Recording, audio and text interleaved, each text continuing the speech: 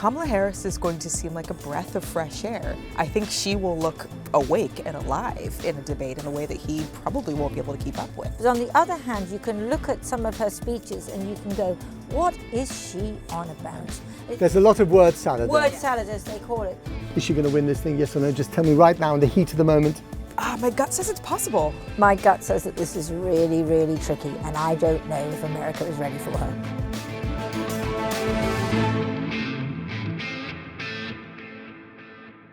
Welcome to the American forecast. Now, as you all know, Kamala Harris is now virtually assured to be the nominee for the Democratic Party. There'll be the convention in Chicago at the end of August. Presumably, she'll be anointed then. And this came at the end of 3 extraordinary weeks in American politics that were kicked off by the disastrous debate performance by the President Joe Biden, and then, of course, the near assassination of Donald J. Trump, and then his very triumphant convention. So stuff happens here an awful lot. In order to unpack the stuff that's happened and where it might go, I'm now joined by Christina Emba, staff writer of The Atlantic, and our very own Lindsey Hilsum. Welcome to you both. Let's look forward immediately then. Kamala Harris, the money swung behind her, the rhetoric swung behind her, but only a few weeks ago people were making fun of her. You know, I think people are still making fun of her a little bit, but in a fond sort of way. Kamala Harris has, since 2020, been viewed as perhaps not quite ready for prime time, but still, generally fairly endearing.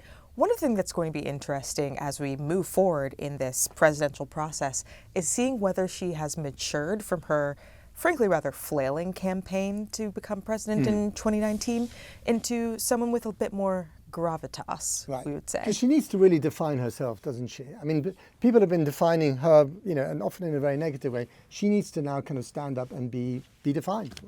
Absolutely. I mean, again, this was the problem in 2019. She sort of had policies that were along the Democratic Party line, very straightforward, but none that really seemed to be her own. And so there were people kind of trying to scratch the surface, like, who is Kamala Harris at all? And if you can't define yourself, then you're not a very compelling candidate. I mean, American politics are brutal. People are flavor of the month, and then suddenly they get forgotten. I mean, I remember covering, the last election, and in the run-up, in the Democratic primaries, Kamala Harris was a name that everyone was talking about. She was going to be the next great thing, and then she suddenly flamed. She absolutely flamed, and I think that was a number of issues. The defining issue, as you say, there were all sorts of problems within her campaign. People were dropping out. People said, she wasn't very nice to work for. There was a lot of turnover and so on. But I think that one of the things that's very interesting in this campaign is that the issue has come the issue, come the woman, and that is Roe versus Wade, and that is abortion. And we know that this is a weak spot for the Republicans, that the right to an abortion, a woman's right to abortion, is now diminished countrywide, and increasingly numbers of states more or less banning it. And Joe Biden was very uncomfortable with this. He's an older man, he's a Catholic. He wasn't very happy about it, but she has gone out there and campaigned on this issue. And I think that has got her a bit of a following with younger people and with women that she didn't really have before. What do you think, Christine? No, I totally agree. I think over the past year and a half since Dobbs was overturned, that's really become her signature issue, I would say. It's hard for Joe Biden to be kind of a credible discussant on that topic, to go out in front of, a number of young women and sort of mumble about how he sort of supports the right to abortion. But Kamala was very good at getting right out there. And of course, she was convincing. She's obviously a woman herself. She is a younger messenger. She had been the hope for the Democratic Party to connect with a younger, more diverse slate for years. And she's kind of finally fulfilling that project. And then you can also combine that with her expanded foreign policy experience under the Biden administration, and she's begun to be a much more well-rounded figure. I mean, she used the Roe v. Wade, overturning of Roe v. Wade in the Supreme Court very effectively, didn't she? In the midterm elections in 2022, she went out there and campaigned on that issue. And I remember everyone was saying there's going to be a red tide, the Republicans will swamp the field in the midterms, and it was a trickle at best. And that is, to some extent, down to her, isn't it? Well, it is, but it's also because a lot of Republican women believe in choice. A lot of Republican women, they may be all sorts of other things, but they do think, many of them, that women should be allowed to choose. But it does also mean that she is going to come in for a lot of misogynistic attacks, and she already is doing. I was looking. But is that her best strategy with Trump? Bring out the worst in him. And you can argue that, and not just Trump, also J.D. Vance, because I've seen something. J.D. Vance, the deputy vice presidential nominee for the Republicans, has come out with this stuff about the Democratic Party and the government being led by, as he puts it, childless cat women. It's nasty. It's really nasty. I was reading something today about childless cat women. Cat ladies. It's vile. Cat ladies. It's a horrible cat phrase. Ladies, that's it. It's vile.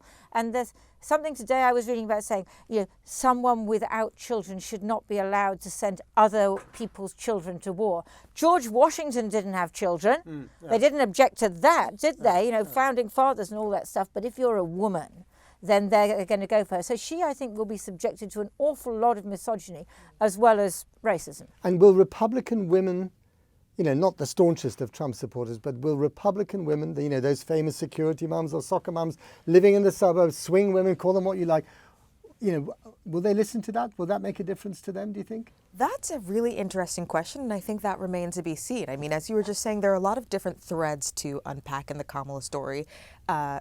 As to whether she will be presentable to a broader audience. So, she is a woman. That obviously resonates, but she is a black woman. Does that resonate with conservative voters?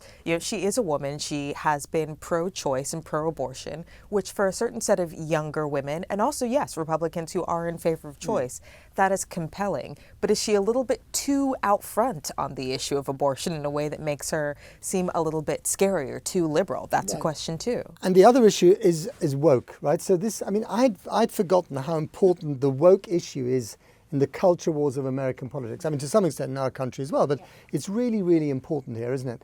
And whether it's justified or not, or whether it's a detour from the issues that actually matter, woke and the war on woke are huge issues.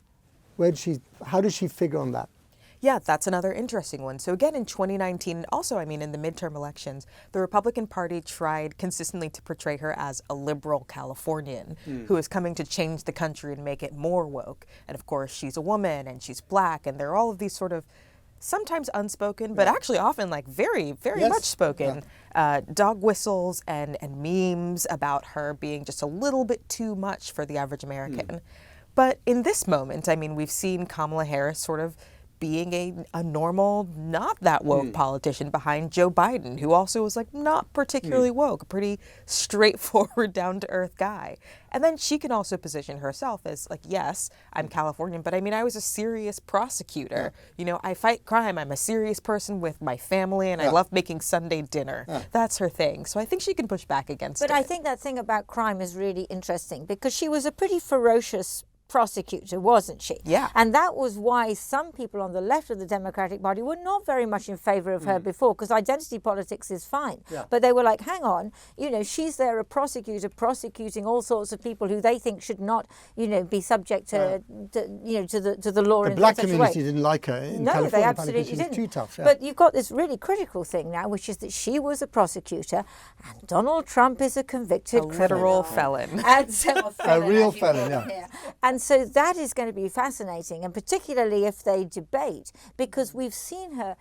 You have Brett Kavanaugh, you remember, the Supreme Court judge nominee, and she was forensic when she went for him, in the confirmation hearings, and that is her strength. She's really got this incredibly precise mind on that, even though she can be a bit wafty on it. But is that a strength or is that a weakness? That kind of precision, that forensic mind, the prosecutor. Because, a lot of the misogyny against female candidates is that, they're, quote, too shrill, they're too sharp, and all that stuff. Will Americans appreciate that kind of attitude from her, or will they shy away from it? I think that Kamala has been trying to soften her image, in a sense, since she began to run for president back in 2019. We have, video of her dancing with a drum line, and she has a whole YouTube channel that's cooking with her friends. It's actually delightful. Yeah. She's a very good cook, I'm told. Yeah, she is. I wouldn't know. We should get an invitation. Soon. We're angling for an invite, yes. The American forecast sees you at Kamala Harris's dinner table. Totally. She's been softening her form, and I think in this moment, when we see Donald Trump and have seen him for sort of all that he is, he's a bully, he's mean, he's also, frankly, old and rambling at this point. Kamala Harris is going to seem like a breath of fresh air. She will actually be sharp. She can attack him on the points. I think she will look awake and alive in a debate in a way that he probably won't be able to keep up with. I mean, the rest of the world is watching this debate, not just this debate, but the general debate here, and thinking, hang on a minute, you're debating whether being from California is a bad thing, and yet on the other side there's a convicted felon, who's still facing, well, at least 2 trials out of 3. I mean, there's something out of kilter here, isn't there? There is something out of kilter here, but there's also something slightly out of kilter, I think, in the way she presents herself or the way she is. Because on the one hand, you have this precision that we've just been talking about. But on the other hand, you can look at some of her speeches and you can go, what is she on about? There's a lot of word salad there. Word salad, as they call it. And it's kind of wacky, and you can't really understand what she's driving at. She's fine when she's on this sort of very specific stuff, but when she's on these sort of broad issues of democracy, and certainly the Democratic Party has been a big theme for them, that, we stand for democracy and Donald Trump will overthrow democracy. Whether that is true or not, that is one of their big themes. And she, when she tries to talk about that, just seems to go off into the How do you explain that? This is one of the most articulate countries on earth. You have incredible articulacy, that is taught, in school with show and tell. You take your teddy bear, you talk in front of the class. It is preached from the pulpit. It is underpinned by television and talk radio. How is it that someone like Kamala Harris, to name one of many, can end up tying themselves into rhetorical pretzels when actually she's got a very good brain? I think some Americans can be very articulate, but I don't know that that's a wide... No, I'm generalizing, but on the whole, I mean, look, those of us in the TV trade, we poke cameras into people's faces and we ask them to opine about something. And actually, this is one of the few countries, I don't know whether you agree, where you literally, apart from Minnesota, and they're all, originally German and Scandinavian, they're slightly more subdued, but wherever you go, it's rhetorical gold dust until you get to the White House. And again, there's this interesting question of what Kamala will be.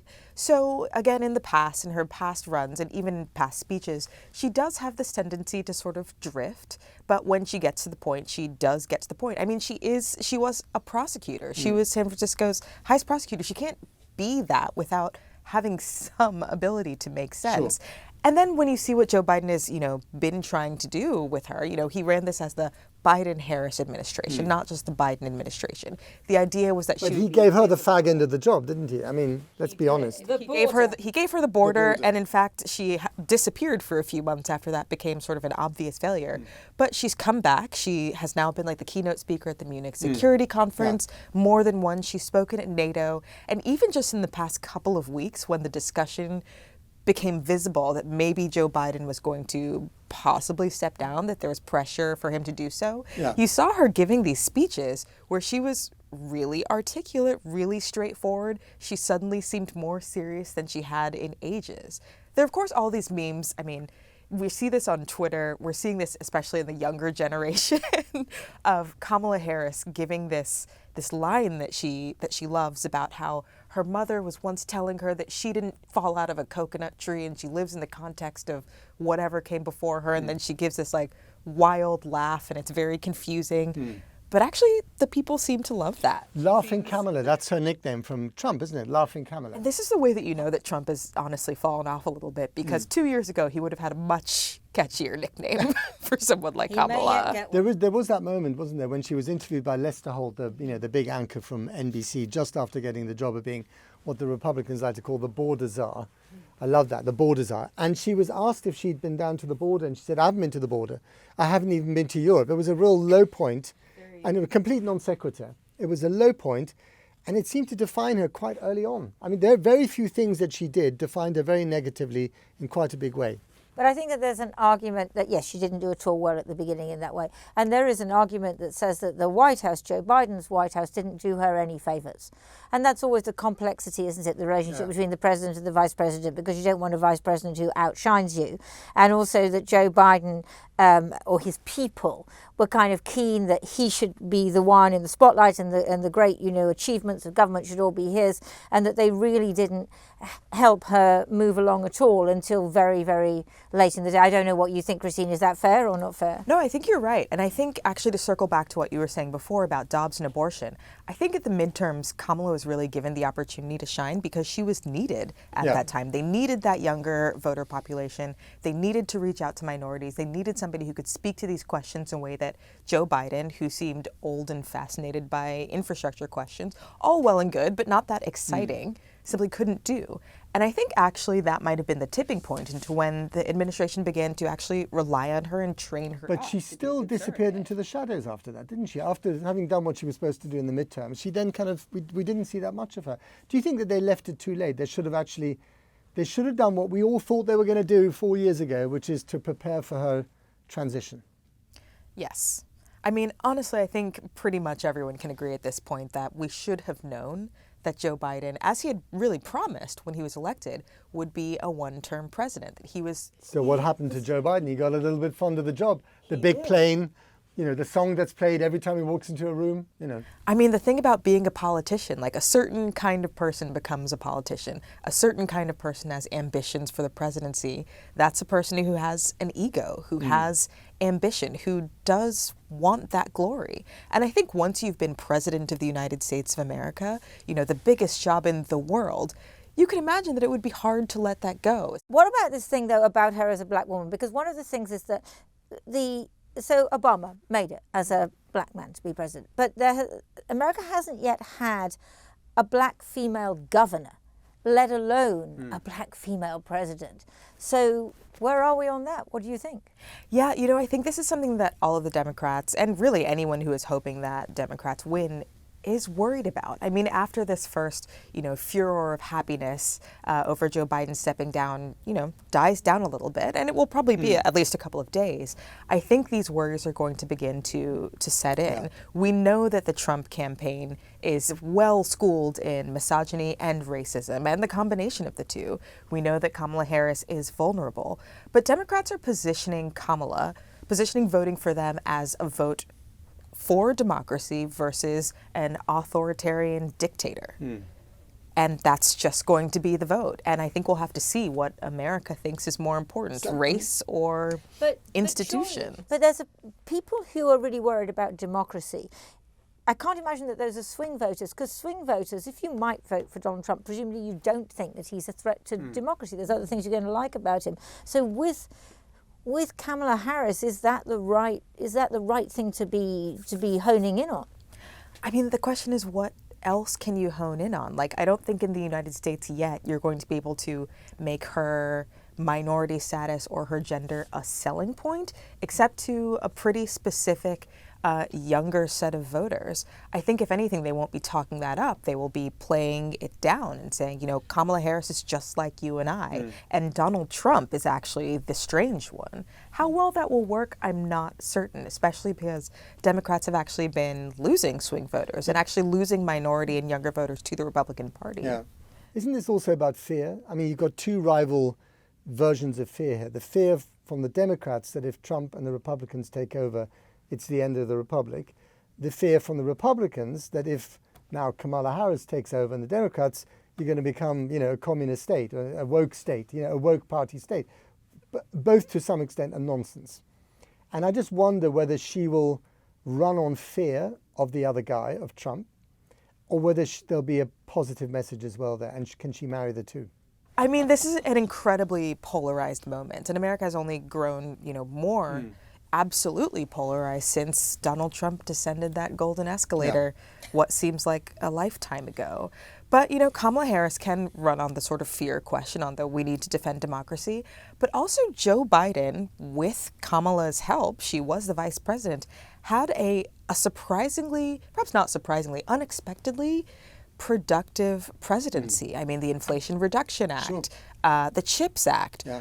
This was, the first big stuff. Absolutely. Yeah, this is the first major legislation, fighting climate change. A bit like LBJ, who passed lots of, huge legislation and then stepped down, to many people's surprise. But also Kamala Harris, so Donald Trump is now the old incoherent white bloke. Yeah.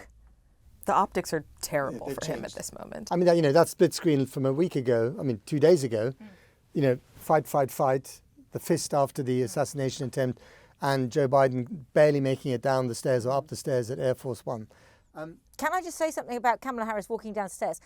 She is only 5'4", but she is always 5'2". No, she's 5'4". I checked it this morning. I thought checked it 5 too. She's shrunk. She's small, but she wears unbelievably high heels, and she got says the she's jauntiest walk. 5'7" in her heels, and she walks down those steps from the Beautifully. helicopter. Unbelievable! I couldn't. Okay, Could you do that? I couldn't do that. She's been striding up and down courthouse steps, we go. prosecuting people. She Never- has to have that never- posture. And barely running down them. Just a few quick ones. Second debate, right? But first debate between Donald Trump and Kamala Harris. Trump's got to say yes to that, hasn't he? Really, he can't avoid that. I mean, he may try to, but it would make him look like a wimp. That's It would true. make him look like a wimp, but I think that, that would be an amazing, that would be an amazing debate, because really what he would have would be intimidation and cruelty. And she would have this forensic thing, unless she goes off on one of her word salads, in which case he would mock her and make people laugh at her. Okay, quickly, running mate. Lots of white men to choose from. I mean, I guess it will have to be a white man. There are lots of them around. Anyone in particular do you think would be the winning combination with Kamala Harris?